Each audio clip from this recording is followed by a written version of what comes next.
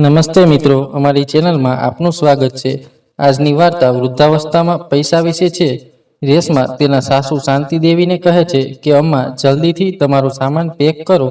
હવે તમે અમારી સાથે શહેરમાં જઈ રહ્યા છો અને એ પણ સારું છે કે તમે આ જર્જરિત ઘરથી છુટકારો મેળવશો। જુઓ, આ કાચું ઘર કેટલું તૂટી ગયું છે। ગઈકાલે થોડો વરસાદ પડ્યો અને અંદરનો ઓરડો પાણીથી ભરાઈ ગયો। મને સમજાતું નથી કે તમે અને પિતા આ ઘરમાં કેવી રીતે રહી શક્યા। મારા માટે આ ઘરમાં 2 દિવસ પણ વિતાવવું મુશ્કેલ બની રહ્યું છે। પછી નજીકમાં બેઠેલા શાંતિદેવીનો દીકરો અમિત કહે છે, હા મમ્મી, હવે તમે જલ્દીથી તમારા કપડાં બેગમાં પેક કરો અને અમારી સાથે શહેરમાં આવો। આંગણાના એક ખૂણામાં બેઠેલી શાંતિ ઘર છોડવાને કારણે ખૂબ જ દુઃખી હતી। તેને ઘર છોડવાનું બિલકુલ મન નહોતું થતું, પણ શું કરવું? હવે આ નિયતિએ નક્કી કર્યું છે, જ્યાં સુધી તેનો પતિ હતો ત્યાં સુધી તે ગામમાં તેના પતિ સાથે આરામદાયક જીવન જીવી રહી હતી। પણ 1 મહિના પહેલા તેનો પતિ તેને છોડીને ચાલ્યો ગયો, જેના કારણે તેને તેની પુત્રવધુ અને પુત્રો સાથે શહેર જવું પડે છે। જો કે તેને શહેરમાં જવાનું બિલકુલ મન થતું નથી, પણ શું કરું? વૃદ્ધાવસ્થામાં તેની સંભાળ રાખી શકે તેવા તેના પુત્રો સિવાય બીજું કોઈ નથી। એટલા માટે દીકરાએ કહ્યું કે તું અમારી સાથે શહેરમાં આવ। તું અહીં એકલી કેવી રીતે રહીશ? અને પછી ગામ શહેરથી એટલું દૂર છે કે હું વારંવાર તારી સંભાળ રાખવા નહીં આવી શકું। તું અમારી સાથે શહેરમાં આવે તો સારું છે અને તું આ તૂટેલા ઘરથી પણ છુટકારો મેળવીશ। શાંતિદેવી પોતાના દીકરાને કહે છે, દીકરા, શું એવું ન બની શકે કે તું અમારા આ ઘર પર થોડા પૈસા ખર્ચીને તેનું સમારકામ કરાવે? મને ખબર નથી કે મને આ શહેર ગમશે કે નહીં। હું આખી જિંદગી આ ઘરમાં રહીશું। મને આ ઘર છોડવાનું બિલકુલ મન થતું નથી।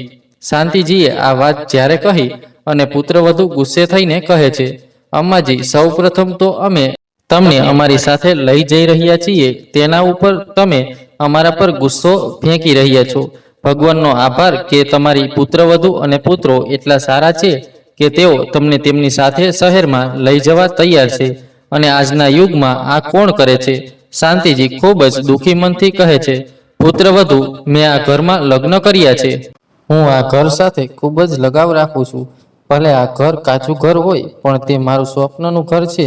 આના પર પુત્રવધુ મજાક ઉડાવે છે અને કહે છે, જો આ જર્જરિત ઘર તમારા સ્વપ્નનું ઘર હોય તો શહેરમાં મારું ઘર જોઈને તમે પાગલ થઈ જશો। તમારી આંખો ખુલ્લી રહેશે। શહેરમાં મારું ઘર એકવાર જુઓ, તમે ફરી ક્યારેય ગામમાં આવવાની વાત નહીં કરો। શાંતિદેવીજી એકવાર પોતાના પુત્રને કહે છે, દીકરા, પછી ગામમાં જમીનનું શું થશે? ખેતી કોણ કરશે? માતા, તમે ચિંતા કેમ કરો છો? જ્યાં સુધી પિતા જીવતા હતા ત્યાં સુધી તેઓ ખેતી કરતા હતા। હવે તમને શું લાગે છે કે હું નોકરી છોડીને ગામ આવીને ખેતી કરીશ? હું 1 વર્ષ કે 6 મહિનામાં આવીશ અને જમીન શેરપાક પર આપીશ। હું ખેતી કરવા ગામ નહીં આવીશ। પછી કુંતીજી, જે આંગણામાં ખુરશી પર બેઠી હતી, તે બધાની વાતચીત સાંભળી રહી હતી અને તે શાંતિજીને કહે છે, અરે શાંતિ, તું ચિંતા કેમ કરે છે? ખરેખર તારો દીકરો અને પુત્રવધુ ખૂબ સારા છે જે તને શહેરમાં લઈ જઈ રહ્યા છે। હવે તું મને જ જો, હું તારાથી મોટી છું। મારા 4 દીકરા છે જે બધા શહેરમાં રહે છે અને હું અહીં એકલી રહું છું। મેં કેટલી વાર મારા દીકરાઓને કહ્યું છે કે મને તેમની સાથે શહેરમાં લઈ જાઓ, પણ તેઓ બધા કોઈને કોઈ બહાનું બનાવે છે। તારું ભાગ્ય ભગવાને સોનાની કલમથી લખ્યું છે કે તારો દીકરો અને પુત્રવધુ તને ત્યાં પોતે લઈ જઈ રહ્યા છે। શાંતિજી મનમાં વિચારે છે કે કુંતીજી સાચા છે। વચ્ચે તેને ચાલવામાં ખૂબ તકલીફ થવા લાગી હતી। તે પાવડાની મદદથી ચાલતી હતી, પણ તેમ છતાં તેમના દીકરા અને પુત્રવધુએ તેમને પોતાની સાથે લીધા નહીં। તે કોઈક રીતે પોતાનું જીવન એકલા વિતાવી રહી છે। ક્યારેક જરૂર પડે ત્યારે એક દીકરો આવીને તેમને ડોક્ટર પાસે લઈ જાય છે। તેઓ તેમને દવાઓ આપે છે અને તેમની સંભાળ રાખવા માટે એક છોકરી રાખી છે। મારે મારા દીકરા અને પુત્રવધુ પાસે જવાનું વધુ વિચારવું ન જોઈએ। કુંતીજીની વાત સાંભળીને શાંતિજીને તેમના દીકરા અને પુત્રવધુના ઘરે જવાનો નવો ઉત્સાહ મળે છે અને તેમનું દુઃખ થોડું ઓછું થાય છે। શાંતિજી ખુશીથી તેમના દીકરાના ઘરે જવા માટે તૈયાર થાય છે। બીજા દિવસે સવારે તેમની પાસે ટ્રેનની ટિકિટ હતી। ભારે હૃદય સાથે શાંતિજી તેમના ગામડાના ઘરથી નીકળીને તેમના દીકરા અને પુત્રવધુના ઘરે જવા માટે ટ્રેનમાં ચડે છે। પુત્રવધુનું ઘર ગામથી ખૂબ દૂર છે।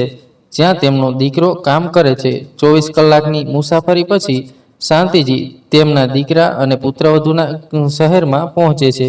બીજી બાજુ બધા ઓટો દ્વારા ઘરે પહોંચે છે. શાંતિજીની પુત્રવધુ રેશમા પોતાના પર્સમાંથી ચાવી કાઢે છે અને પોતાના નવા ઘરનો દરવાજો ખોલવાનું શરૂ કરે છે. શાંતિજી પહેલીવાર પોતાની પુત્રવધુ અને દીકરાના ઘરે આવી છે. ખરેખર ઘર બહારથી ખૂબ જ ભવ્ય લાગતું હતું. તે આંખો પહોળી કરીને પુત્રવધુ અને દીકરાના ઘર તરફ જોઈ રહી છે. તે પોતાના દીકરાને કહે છે કે દીકરા, તે ખરેખર શહેરમાં ખૂબ જ સારું ઘર બનાવ્યું છે. હું અહીં પહેલીવાર આવી છું. બહારથી ખૂબ જ સુંદર લાગે છે, તો અંદરથી કેટલું સુંદર લાગશે. હા માતા, મેં ખૂબ મહેનત કરીને મારું ઘર બનાવ્યું છે. હવે તમે ઘરની અંદર આવો. શાંતિજી ઘરની અંદર પગ મૂકતાની સાથે જ રેશમા તેને અટકાવે છે અને કહે છે, માતા, તમારા ચપ્પલ બહાર ઉતારો. શું તમે જોઈ શકતા નથી કે ચપ્પલમાં કેટલો કાદવ ભરાયેલો છે? ઘરની અંદરનો આખો ફ્લોર ગંદો થઈ જશે. તમે સાચા છો, ખરેખર મારા ચપ્પલ ખૂબ જ ગંદા છે. તે પોતાના ચપ્પલ ઉતારે છે અને દરવાજાની બહાર રાખે છે. ઘરની અંદર જઈને તે બેગ સોફા પર રાખે છે અને આ જોઈને રેશમા ગુસ્સે થઈ જાય છે અને કહે છે, મમ્મી, તમે શું કરો છો? તમને દેખાતું નથી કે સોફા કેટલો મોંઘો છે અને તમે તમારી ગંદી બેગ સોફા પર રાખી દીધી. તમે આખો સોફો ગંદો કરી દીધો. શાંતિજી ઝડપથી સોફા પરથી બેગ ઉપાડે છે અને કહે છે, વહુ, તો પછી હું મારી બેગ ક્યાં રાખું? વહુ, ઘર ખરેખર ખૂબ જ સુંદર છે. ઘણા બધા રૂમ છે. કાશ હું પણ તમારા પિતા સાથે આ ઘરમાં આવી હોત, તો તેઓ પણ તમારું ઘર જોઈને ખૂબ ખુશ થયા હોત. દીકરાએ ખૂબ પ્રગતિ કરી છે. તેણે આટલું મોટું ઘર બનાવ્યું છે. તે ખૂબ ખુશ છે. આ સાંભળીને રેશમા હતાશામાં કહે છે, હા, ઘર બનાવવા માટે ઘણા પૈસા લાગે છે અને અમે બંનેએ આ ઘરમાં રોકાણ કર્યું છે. ત્યારે જ અમે આટલું સારું ઘર બનાવી શક્યા છીએ. કેટલાક લોકો એવા હોય છે કે તેઓ પોતાનું આખું જીવન તૂટેલા ઘરમાં વિતાવે છે. આપણે આવા તૂટેલા ઘરમાં રહી શકતા નથી. જુઓ, અમે ઘર નહીં પણ મહેલ બનાવ્યો છે. શાંતિજી સ્પષ્ટપણે સમજી શકતા હતા કે તેમની પુત્રવધુ તેમના વિશે આ બધું કહી રહી છે, પરંતુ તે હમણાં જ તેમની પુત્રવધુના ઘરે આવી છે. તેણીને તેમની પુત્રવધુને કંઈ કહેવું યોગ્ય લાગતું નથી અને પછી પુત્રવધુને પૂછે છે કે મારે મારો સામાન ક્યાં રૂમમાં રાખવો જોઈએ? તો રેશમા કહે છે, અમ્માજી, આ બધા રૂમ ભરાઈ ગયા છે. એક મારો ઓરડો છે, એક ગેસ્ટ રૂમ છે, એકમાં મેં ભગવાનનું મંદિર બનાવ્યું છે અને નાના રૂમમાં હું ઘરનો વધારાનો સામાન રાખું છું. હવે પાછળ ફક્ત એક ઓરડો બાકી છે, તો તે રૂમમાં આવો, હું તમારો સામાન રાખીશ. શાંતિજી તેને ઘરની પાછળ લઈ જાય છે અને તેનો સામાન એક નાના રૂમમાં રાખે છે. તે ઘરમાં ઘણો સામાન પડેલો હતો. ખરેખર પુત્રવધુ અને પુત્રોએ હમણાં જ એક નવું ઘર બનાવ્યું હતું. તેથી ઘર બનાવ્યા પછી જે કંઈ બચ્યું હતું, પેન્ટ કેન, થોડું ફર્નિચર, બધું જ તે રૂમમાં હતું. ફક્ત પલંગ માટે જગ્યા અને બહાર જવા માટે થોડી જગ્યા હતી. શાંતિજી પોતાનો સામાન રૂમમાં રાખે છે, પણ તે નાના રૂમમાં તેને ગૂંગણામણ થતી હતી, કારણ કે અત્યાર સુધી તે ગામમાં એક મોટા આંગણાવાળા ઘરમાં રહેતી હતી. તેથી તે નાના રૂમમાં ગૂંગણામણ અનુભવતી હતી. બહાર આવીને તે તેના પુત્રને કહે છે કે ઓરડો ખૂબ નાનો છે. તમારા ઘરમાં ઘણા બધા ઓરડાઓ છે. મને તેમાંથી એક ઓરડો આપો. ગમે તે હોય તે ઓરડો ઘરની પાછળ એટલો દૂર છે કે પુત્રવધુ મને દેખાશે નહીં. હું એકલી બેસીને ગભરાહટ અનુભવું છું. જો હું અહીં કોઈ પણ રૂમમાં રહીશ તો તમે બધા મને રૂબરૂ દેખાશો, જેનાથી મારું મન પણ વ્યસ્ત રહેશે. તો અમિત કહે છે કે માતા, મારે ઓફિસનું કામ છે. ઘરમાં 4 લોકો આવે છે અને જાય છે. ક્યારેક કોઈ સાથે મીટિંગ થાય છે અને ક્યારેક કોઈ બીજા સાથે. તેથી જ અમે બહારનો ઓરડો મુલાકાતીઓ માટે રાખ્યો છે. રેશમા તમને પહેલેથી જ કહી ચૂકી છે કે બાકીના રૂમ ભરેલા છે. તમે પાછળના રૂમમાં રહો તે સારું છે. જ્યારે દીકરાએ શાંતિજીને આ કહ્યું ત્યારે તેને એવું લાગ્યું કે જાણે એક ઘા પણ લોહી ન નીકળે. કેટલીક આશા સાથે તે તેની પુત્રવધુ અને પુત્ર સાથે શહેરમાં આવી હતી. શું તે એટલા માટે હતું કે તેને અજાણી વ્યક્તિની જેમ પાછળ છોડી શકાય? તે એટલી આશા સાથે શહેરમાં આવી હતી કે તેને ગામમાં એકલા રહેવાનું મન નહોતું થતું અને પુત્રવધુ અને પુત્ર પણ તેને ગામમાંથી લાવ્યા હતા કે તેઓ તેને શહેરમાં પોતાની સાથે રાખશે. દીકરાએ પુત્રવધુને પોતાની સાથે રાખી, પણ તેની સાથે રહ્યા પછી પણ તેને અજાણી બનાવી દીધી. અહીં પણ તે એકલી રહેશે. શાંતિજી હવે શું કરવું જોઈએ તે અંગે ભારે મૂંઝવણમાં હતા. ન તો તે ગામમાં રહી શકે છે અને ન તો તે શહેરમાં. હવે તે ક્યાં જાય? ગમે તે હોય, તે પોતાને ખાતરી આપે છે કે આ પુત્રવધુ અને દીકરાનું ઘર છે, પછી બધું સારું થઈ જશે, અથવા હું તેમને સમજાવીને પછી બધું સારું કરીશ. અમે હમણાં જ અહીં આવ્યા છીએ. ધીમે ધીમે બધું સારું થઈ જશે. મારે આટલી જલ્દી કોઈ નિર્ણય ન લેવો જોઈએ. આ આશા સાથે તે નાના રૂમમાં જાય છે. સાંજે પુત્રવધુ ભોજન બનાવે છે. તે બધાને રાત્રિ ભોજન માટે બોલાવે છે. શાંતિજી પણ ડાઇનિંગ ટેબલ પર બેઠી છે. પુત્રવધુએ ખૂબ જ મસાલેદાર ભોજન બનાવ્યું છે. છોલેની શાકભાજી સાથે પૂરી અને ભાત. ગામમાં શાંતિજી રાત્રે હળવું ભોજન ખાતી હતી. તે ભાત બિલકુલ ખાતી નહોતી.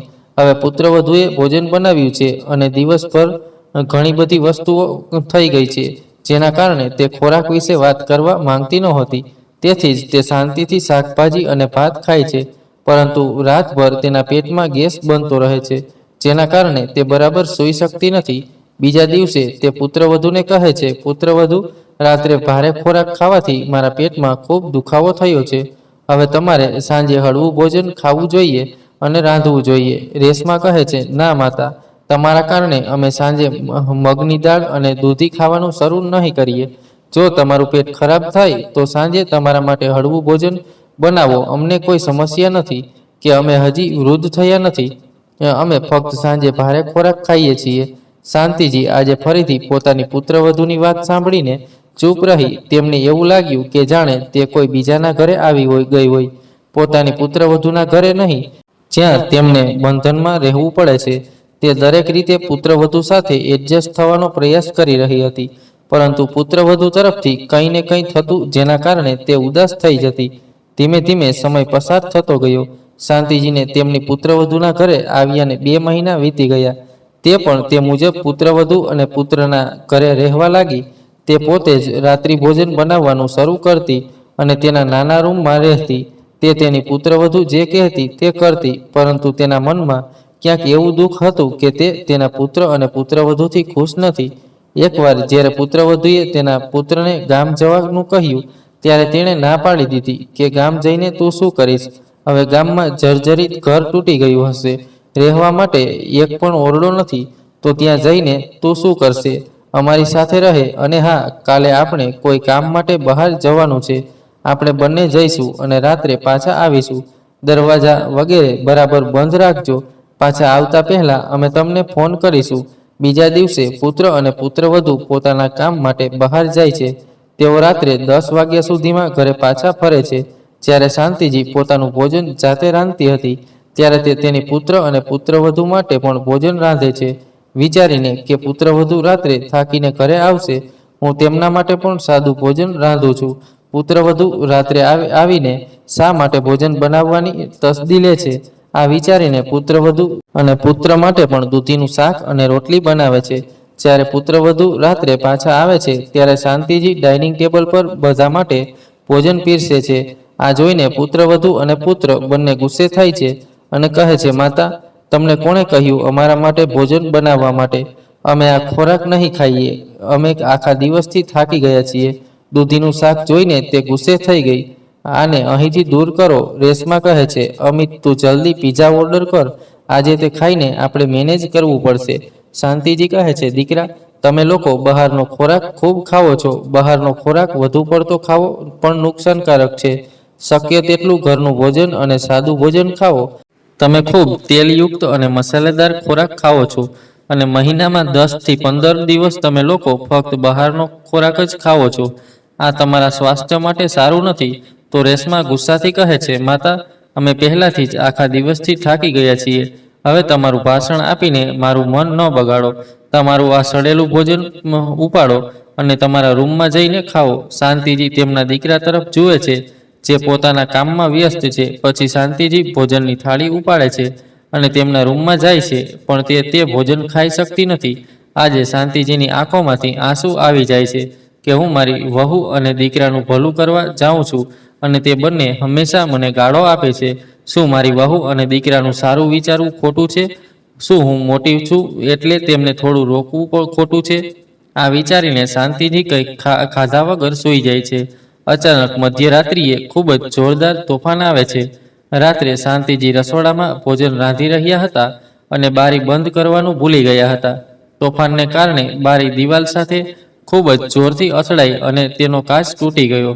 કાચ તૂટવાનો અવાજ સાંભળીને પુત્રવધુ અને દીકરો બંને રસોડામાં ગયા. શાંતિજી ડરી ગયા કે આટલો જોરથી અવાજ ક્યાંથી આવ્યો અને તે પણ રસોડામાં આવી ગઈ.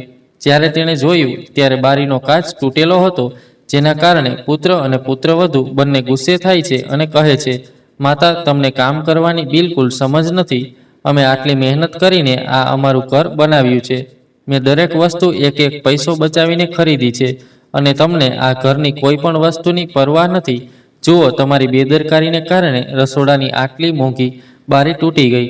હવે તેનો કાચ સુધારવામાં 50 થી 100 રૂપિયા ખર્ચ થશે, પણ તમને કોઈ ફરક પડતો નથી, કારણ કે ન તો તમારી પાસે આટલું સારું ઘર હતું અને ન તો તમને બારીઓ અને દરવાજા તૂટવાનો ડર હતો.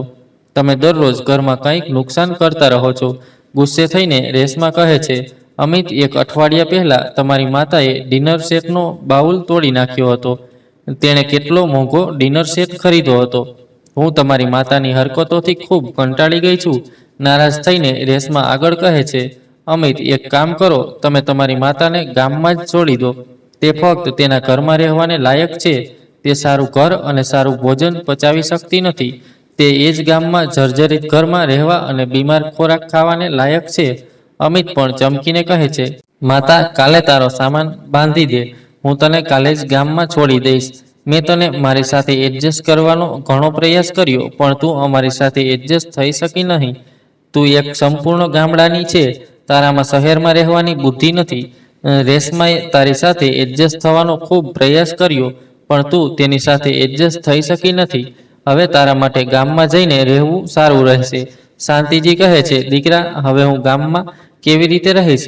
ગામનું ઘર છોડ્યાને ઘણા મહિના થઈ ગયા છે. જો તું મને ગામમાં છોડી દેવા માંગતો હોય તો ઓછામાં ઓછું એક કોન્ક્રીટનો ઓરડો તો બનાવ, જ્યાં હું વરસાદની ઋતુમાં આરામથી રહી શકું. પછી રેશમા બૂમ પાડીને કહે છે, માતા, શું તને આ કહેતા શરમ નથી આવતી? અમે આટલું મોંઘું ઘર બનાવ્યું છે અને આટલા પૈસા ખર્ચ્યા છે. હું EMI સંપૂર્ણપણે ચૂકવી શકી નહીં અને તારે ગામમાં એક ઓરડો બનાવવો પડશે. ગામમાં રૂમ બનાવવા માટે અમારી પાસે એક પણ પૈસો નથી.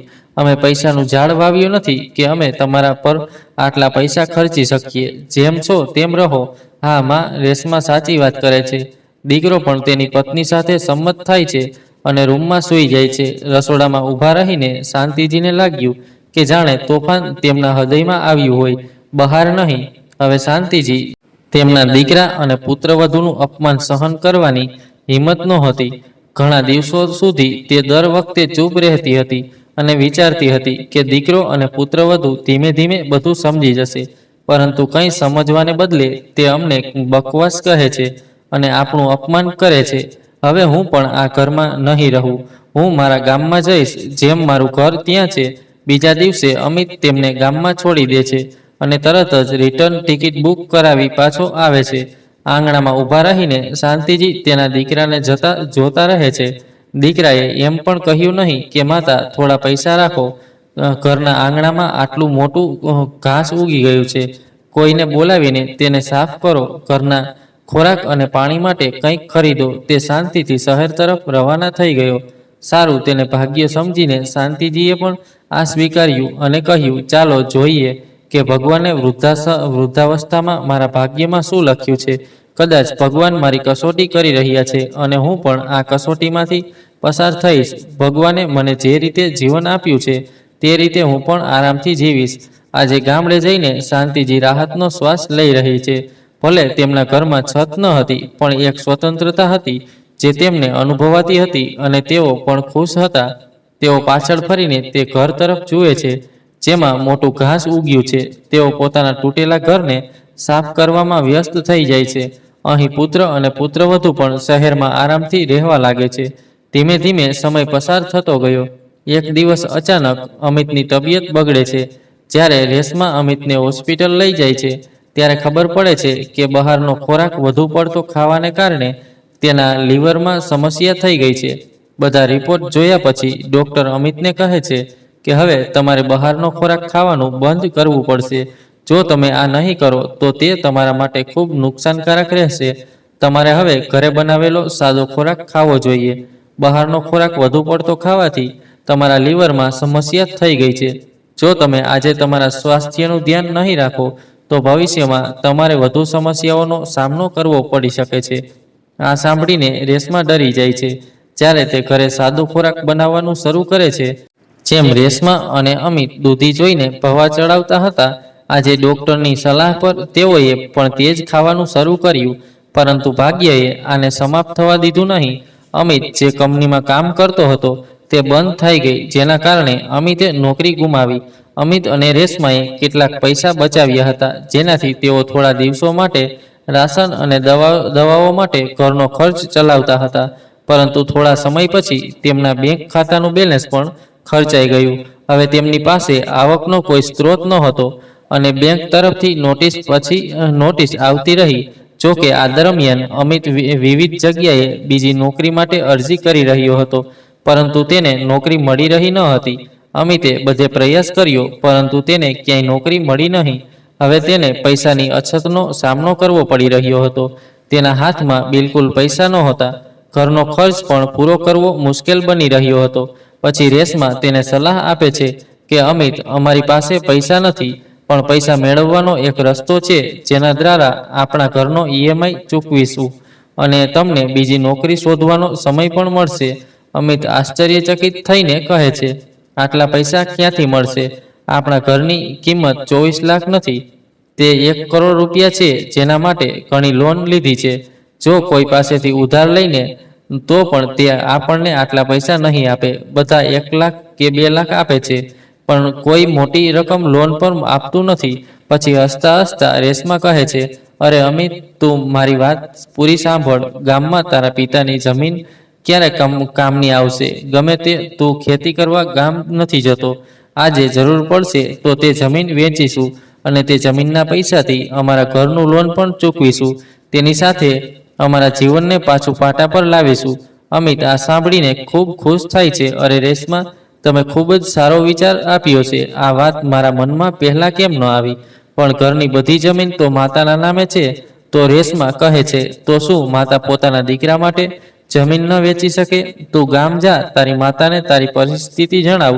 તે તારી માતા છે. જમીન વેચીશું અને તને તરત પૈસા મળશે. પછી શું? અમિત અને રેશમા બીજા દિવસે ટિકિટ બુક કરાવે છે અને ગામમાં પહોંચે છે અને માતાનું તે જર્જરિત ઘર શોધવાનો પ્રયાસ કરે છે, કારણ કે જ્યાં તેમનું જર્જરિત ઘર બનેલું હતું ત્યાં કોઈએ કાયમી ઘર બનાવ્યું હતું અને ઘરની બહાર એક મોટો સ્ટીલનો દરવાજો હતો. તે ઘર જોઈને અમિત થોડો અસ્વસ્થ થઈ જાય છે. પછી તે કાકાની આસપાસના લોકોને પૂછે છે, આ મારું ઘર અને મારી જમીન હતી, તો આ ઘર કોણે બનાવ્યું? હું 8 થી 6 મહિના પહેલા મારી માતાને છોડીને ગયો હતો. મનોહર કાકા કહે છે, અરે દીકરા, આ તારી માતાનું ઘર છે. ત્યાં જો, તારી માતા દરવાજો ખોલી રહી છે. આ ઘર થોડા દિવસો પહેલા તારી માતાએ બનાવ્યું હતું. આ સાંભળીને અમિત અને રેશમા બંને ચોંકી જાય છે. તેઓ સમજી શકતા ન હતા કે તેમની માતાએ આટલું સરસ ઘર કેવી રીતે બનાવ્યું. તેને આટલા પૈસા ક્યાંથી મળ્યા? ગમે તેમ બંને પોતાની માતા તરફ જુએ છે અને ઘર તરફ આગળ વધે છે. ઘરના દરવાજા પાસે પહોંચતાની સાથે જ અમિત તેની માતાને કહે છે, માતા, તમે આ બધું કેવી રીતે બનાવ્યું? તમને આટલા પૈસા ક્યાંથી મળ્યા? અને તમે ઘર બનાવતા પહેલા મને કહ્યું પણ નહીં. અરે દીકરા, ઘરની અંદર આવો, પછી આપણે આરામથી બેસીને વાત કરીશું. શાંતિજી દરવાજો સંપૂર્ણપણે ખોલતા કહે છે. રેશમા ઘરની અંદર જવાની છે કે તરત જ શાંતિજી કહે છે, પુત્રવધુ, કૃપા કરીને તમારા ચપ્પલ બહાર ઉતારો. મેં હમણાં જ ઘર સાફ કર્યું છે. ઘર ગંદુ થઈ જશે. રેશમા તેની સાસુ સામે જોતી રહે છે. તે તેની સાસુ પર ખૂબ ગુસ્સે છે, પરંતુ આજે તેને તેની સાસુ સાથે કામ છે, કારણ કે જમીન તેની સાસુના નામે છે. તેથી તે કંઈ ખોટું કહી શકતી નથી. તે શાંતિથી બહાર તેના ચપ્પલ ઉતારીને અંદર જાય છે. અંદર જઈને તે ઘરની આસપાસ નજર નાખે છે. ઘર ખૂબ જ સુંદર રીતે બનાવવામાં આવ્યું છે. તેમાં 2 રૂમ, 1 હોલ, એક મોટું આંગણું અને એક રસોડું પણ છે. સુંદર દરવાજા અને બારીઓ લગાવવામાં આવી છે. જ્યારે રેશમા આખા ઘરને જોઈ રહી હતી ત્યારે શાંતિજી કહે છે, પુત્રવધુ, જુઓ, હવે અમે અમારા ઘરમાં મોંઘી બારીઓ અને દરવાજા પણ લગાવી દીધા છે. હવે તમે મને કહી શકશો નહીં કે મારા ઘરમાં કોઈ બારીઓ અને દરવાજા નથી. શાંતિજી તેમની પુત્રવધૂને એક પછી એક જવાબ આપી રહી હતી અને શાંતિથી બધું સાંભળી રહી હતી. અમિત ઉદાસ ચહેરા સાથે સોફા પર બેઠો છે. શાંતિજી બધા માટે ચા અને નાસ્તો લાવે છે. ચા અને નાસ્તો કર્યા પછી રેશમા તેની સાસુને આખી વાર્તા કહે છે. માજી, તમને ખબર છે કે અમારું શું થયું? તેની તબિયત બગડી ગઈ. પાછળથી તેણે નોકરી ગુમાવી દીધી. બેંકના લોકો તરફથી એક પછી એક નોટિસ આવી રહી છે, જેના કારણે તકલીફમાં ઘરે આવવું પડ્યું. માજી, હવે ફક્ત તમે જ મદદ કરી શકો છો. શાંતિજીને તેમના દીકરાની તબિયત સાંભળીને ખરાબ લાગે છે અને કહે છે કે દીકરા, મેં તમને પહેલા જ કહ્યું હતું કે બહારનો ખોરાક ઓછો ખાવો, સાદો ખોરાક ખાવો, તમારા સ્વાસ્થ્યનું ધ્યાન રાખો. પણ તમને લોકો પહેલા ગમતા નહોતા કે હું તમારી સાથે દખલ કરું. જુઓ, આજે ડોક્ટરે તમને બહારનો ખોરાક ખાવાની મનાઈ ફરમાવી છે. કાશ તમે અમારી વાત પહેલા સાંભળી હોત, તો આજે તમારે આ દિવસ ન જોવો પડત. આ સાંભળીને અમિત અને રેશમા બંને જમીન તરફ જોઈ રહ્યા છે. અમિત કહે છે કે મમ્મી, હવે આ બધી બાબતોમાંથી બહાર નીકળવાનો એક જ રસ્તો છે કે ગામમાં તમારી પાસે જે જમીન છે તે વેચી દેવી જોઈએ અને તેમાંથી બેંક લોન ચૂકવવી જોઈએ. જ્યારે અમારી પાસે પૈસા હશે ત્યારે અમને બીજી નોકરી શોધવાનો પણ સમય મળશે. અમે સરળતાથી ખર્ચાઓ સંભાળી શકીશું. શાંતિજી કહે છે, દીકરા, તું કઈ જમીનની વાત કરી રહ્યો છે? મેં તે જમીનનો એક ભાગ વેચી દીધો છે. મેં આ ઘર તેમાંથી જ બનાવ્યું છે અને જે અડધી જમીન બાકી છે તે હું મારા ખર્ચ માટે રાખીશ. જો હું તે વેચીને તમને આપી દઉં તો હું મારા ખર્ચાઓ કેવી રીતે ચલાવીશ? અને કોણે જીવન જોયું છે? વૃદ્ધાવસ્થા ગમે તેટલી લાંબી હોય અને વૃદ્ધાવસ્થા ગમે તેવી હોય, મને વૃદ્ધાવસ્થામાં પૈસાની જરૂર પડશે. અને ગમે તે હોય દીકરા, મેં તને જોયો છે. છેલ્લી વાર જ્યારે તું મને છોડવા આવ્યો હતો ત્યારે તું મને એક અજાણી વ્યક્તિની જેમ તૂટેલા ઘરમાં છોડીને ગયો હતો, જ્યાં ઘાસ ઊભું હતું. તે પૂછ્યું પણ નહોતું કે મમ્મી, તારી પાસે પૈસા છે કે નહીં? તારી પાસે ખાવાનું બનાવવા માટે કંઈ છે કે નહીં? તું શું ખાશે? તું ક્યાં રહેશે? તું કેવી રીતે રહેશે? તે કંઈ પૂછ્યું નહોતું. તું મને ઘરની અંદર છોડીને ચાલ્યો ગયો. તો દીકરા, જો હું બાકીની જમીન નહીં વેચું તો કોણ કરશે? એ મારા વૃદ્ધાવસ્થાનો સહારો છે. કારણ કે આજના સમયમાં મેં તે જોયું છે, મિલકત એ બાળકો કરતાં વધુ સહારો છે. જો આપણી પાસે મિલકત હોય તો આપણે કોઈક રીતે આપણું વૃદ્ધાવસ્થા પસાર કરીશું. પરંતુ જો પુત્રવધુ અને પુત્ર સંપૂર્ણપણે દીકરા પર નિર્ભર થઈ જાય તો વૃદ્ધાવસ્થા ખૂબ પીડાદાયક બની જાય છે. હું તે જમીન વેચીને તમારા બંને પર નિર્ભર બનવા માંગતી નથી. અને ગમે તે હોય, મેં તમારા લોકો સાથે રહીને જોયું છે. સાથે રહ્યા પછી પણ તમે લોકોએ મારી સાથે અજાણ્યા જેવું વર્તન કર્યું છે. શાંતિજી પોતાના દીકરા અને વહુને જમીન વેચવાનો સ્પષ્ટ શબ્દોમાં ઇનકાર કરે છે. તે કહે છે, દીકરા, મને તારા પ્રત્યે સંપૂર્ણ સહાનુભૂતિ છે, પણ મારે મારા વૃદ્ધાવસ્થાનું પણ ધ્યાન રાખવું પડશે. જો હું આજે પ્રેમથી આ તારા માટે વેચી દઉં તો હું ક્યાં જઈશ? હું શું ખાઉં? હું કેવી રીતે રહીશ? માતા, તું અમારી સાથે શહેરમાં આવો અને ફક્ત શહેરમાં જ રહો. આ સાંભળીને શાંતિજી ગુસ્સે થાય છે અને કહે છે, દીકરા, ક્યાં શહેરમાં અને ક્યાં ઘરમાં? તું મને તારા મોટા ઘરમાં એક ઓરડો પણ આપી શકતો નથી. તું મને નોકરાણીની જેમ રાખે છે. હું તારા ઘરે જવા માંગતી નથી. શાંતિજીના કડવા શબ્દો સાંભળીને પુત્રવધુ ગુસ્સે થાય છે અને કહે છે, માં, ઘરની જમીન વેચતા પહેલા તું કોને પૂછી હતી? તારે એકવાર તારા દીકરાને પૂછવું જોઈતું હતું. અમિત પણ ગુસ્સે થાય છે અને કહે છે, હા માં, તે યોગ્ય કામ કર્યું નથી. તું જમીન કેમ વેચી? શાંતિજી કડક અવાજે કહે છે, તે મારી જમીન હતી અને મને તેની જરૂર હતી. ઘરમાં રહેવા માટે જગ્યા નહોતી કે કોઈ સામાન નહોતો. તેથી મારી પાસે જમીન વેચવા સિવાય કોઈ વિકલ્પ નહોતો. મેં મારી 100% જમીન વેચી દીધી અને મારું વૃદ્ધાવસ્થા સુધારી. બાકીની જમીન હું મારા માટે રાખીશ. શાંતિજીના શબ્દો સાંભળીને અમિત અને રેશમા કંઈ કહી શક્યા નહીં, કારણ કે તેમની પાસે કહેવા માટે કંઈ બચ્યું ન હતું. જે રીતે તેઓએ તેમની માતા સાથે વર્તન કર્યું હતું, આજે ભગવાને તેમને દોરા સાથે પાછી આપી દીધી છે. જ્યારે રેશમા અને અમિત સમજે છે કે તેમની માતા જમીન વેચશે નહીં, ત્યારે તેઓ બીજા જ દિવસે તેમના શહેર જવા માટે તૈયાર થાય છે. જ્યારે તેઓ જવા લાગે છે ત્યારે શાંતિજી તેના પુત્રના હાથમાં 1 લાખ મૂકે છે અને કહે છે, દીકરા, આ પૈસાથી તમારી સારવાર કરાવો, કારણ કે હું ક્યારેય કોઈ માતાનું હૃદય તેના પુત્ર માટે ઉદાસ થતું જોઈ શકતી નથી. મેં જમીન વેચવામાં જે પૈસા ખર્ચ્યા હતા તેમાંથી કેટલાક ઘર બનાવવા માટે ખર્ચ્યા હતા. મારી પાસે થોડા પૈસા બચ્યા હતા. ખરેખર હું આ પૈસાની એફડી બનાવવાનું વિચારી રહી હતી, જેના પર વ્યાજ મળતું રહેશે, પણ કોઈ ફરક પડતો નથી. મને ખેતીમાંથી પૈસા મળતા રહેશે, તેથી મારા પૈસાથી તમારી સારી સારવાર કરાવો.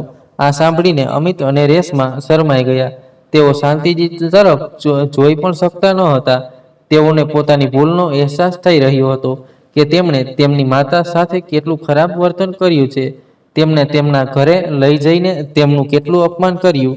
તેઓ તેમને ગામમાં એકલા છોડીને ગયા અને પૂછ્યું નહીં કે તેમની પાસે પૈસા છે કે નહીં. પરંતુ આજે જ્યારે મને પૈસાની જરૂર હતી ત્યારે મારી માતાએ મારા હાથમાં લાખ રૂપિયા આપ્યા.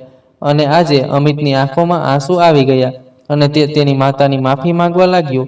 જો શાંતિજી કહે છે કે દીકરા, મેં આ પૈસા તારી માતા તરીકે આપ્યા છે, પણ એનો અર્થ એ નથી કે મેં તને માફ કરી દીધો છે. હવે જા અને યોગ્ય સારવાર કરાવ. દીકરો અને વહુ શહેર જવા નીકળી જાય છે. તો મિત્રો, આ વાર્તામાંથી આપણે શીખીએ છીએ કે વૃદ્ધાવસ્થામાં આપણે ચોક્કસ પોતાના માટે થોડા પૈસા બચાવવા જોઈએ. આપણે દીકરા અને વહુ પર સંપૂર્ણપણે નિર્ભર ન રહેવું જોઈએ, કારણ કે વૃદ્ધાવસ્થામાં ફક્ત પૈસા જ આપણને મદદ કરે છે. તેથી તમારી પાસે જે પણ નાની મિલકત કે પૈસા હોય તે ચોક્કસપણે તમારી પાસે રાખો. બાળકોને બધું જ ન આપો, કારણ કે જો તમારા હાથમાં પૈસા હશે તો તમે તમારી ઈચ્છા મુજબ ખર્ચ કરી શકશો. વૃદ્ધાવસ્થામાં ઘણા પ્રકારના રોગો હોય છે અને કોણ જાણે છે કે વૃદ્ધાવસ્થા કેટલી લાંબી હોય છે અને ભવિષ્યમાં શેની જરૂર પડશે. તેથી દીકરાઓ અને વહુઓને તમારી મિલકત આપીને તેમની પાસેથી પોતાના પૈસા માંગવા એ યોગ્ય નથી. તો મિત્રો, શાંતિ દેવીએ તેમના દીકરા અને વહુ સાથે જે કર્યું તે સાચું હતું કે ખોટું, કૃપા કરીને કોમેન્ટ બોક્સમાં તમારો અભિપ્રાય શેર કરો. અને જો તમને વાર્તા ગમે તો કૃપા કરીને વિડીયોને લાઇક, શેર અને સબસ્ક્રાઇબ કરો. આભાર.